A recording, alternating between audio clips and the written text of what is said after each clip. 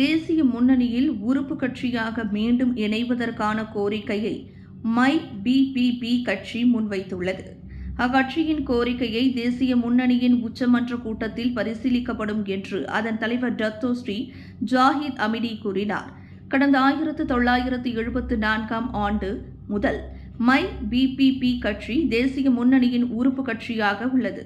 ஆனால் கடந்த 2018ஆம் ஆண்டு பொதுத் தேர்தலுக்கு பின் அக்கட்சி தேசிய முன்னணியிலிருந்து வெளியேறியது.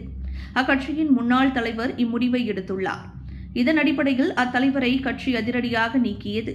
அதே வேளையில் 20க்கும் மேற்பட்ட வழக்குகளை அக்கட்சி சந்தித்தது அனைத்திலும் வெற்றி பெற்றது. தற்போது அக்கட்சியின் இடைக்கால தலைவராக இருக்கும் டத்தோ லோகபாலா தலைமையில் மை பிபிபி கட்சி மீண்டும் வலுவடைந்துள்ளது. இந்நிலையில் மை பிபிபி கட்சி மீண்டும் தேசிய முன்னணியின் உறுப்பு கட்சியாக இணைவதற்கு அதன் தலைவர் கோரிக்கையை முன்வைத்துள்ளார். இக்கோரிக்கை தேசிய முன்னணியின் உச்சமன்ற கூட்டத்திற்கு கொண்டு செல்லப்பட்டு விவாதிக்கப்படும். உச்சமன்ற குழு அக்கட்சி எதிர்கொண்ட பிரச்சினை, தற்போதைய நிலைமை ஆகியவற்றை புரிந்து கொண்டு உரிய முடிவை எடுக்கும். மை பிபிபி கட்சியின் 71வது பேராளர் மாநாட்டை தொடக்கி வைத்த துணை பிரதமரான டத்தோ ஸ்ரீ ஜாஹித் அமிடி இதனை கூறினார்.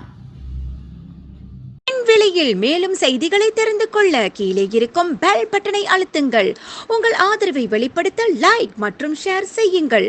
தொடர்ந்து விண்வெளியுடன் உங்கள் பயணத்தை தொடர்ந்திருக்க சப்ஸ்கிரைப் செய்யுங்கள்.